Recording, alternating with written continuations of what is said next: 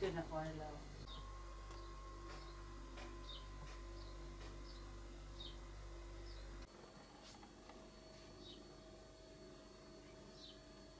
Eşim 5. Onlar kaynana. Deli de kaynana.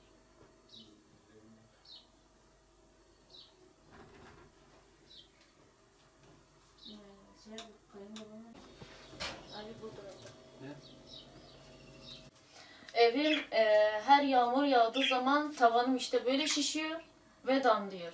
Evim çökme tehlikesinde maalesef. Bir evde 9 kişi yaşıyoruz. Evim bu durumda. Yani yardımseverlerden yardım bekliyoruz. Allah sizden razı olsun şimdiden. Bir evde 9 kişi yaşıyoruz. Kaynanam, kayınpederim, eşim, görümcem, kayınım bir de 3 çocuğumla yaşıyoruz. Maalesef evimiz çökme tehlikesinde. Her yağmur yağdığı zaman evi su basıyor. Kayınbabamın Bağkur maaşıyla geçinmeye çalışıyoruz. Ama Bağkur maaşıyla da evi tamir ettiremiyoruz. Yani yetkililerden ve hayırseverlerden tek istediğimiz yani evimizin onarılması. Çünkü evimiz çökme tehlikesinde. Kayınbabam 25 ameliyat geçirdi. Ve bu enfeksiyona açık bir hasta olduğu için yalnız tek başına bir odada olması lazım.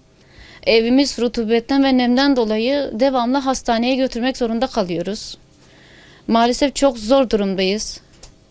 Yani evimiz onarılsa güzel olur. Yani bunun için artık ellerinden ne gerekiyorsa bize yardım etsinler. Çok zor durumdayız. Yani doğru düzgün mesela bir erzağımızı bile alamıyoruz. Zaten babasının hastalığından dolayı benim eşim çalışamıyor. O yüzden büyük sıkıntı yaşıyoruz. Devamlı hastaneye götürüp getiriyoruz. 26. ameliyat olması gerekiyor. O yüzden büyük sıkıntı yaşıyoruz.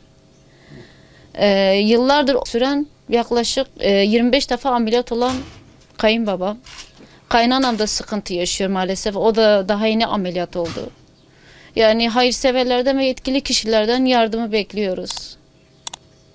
Şimdiden herkese teşekkür ederiz.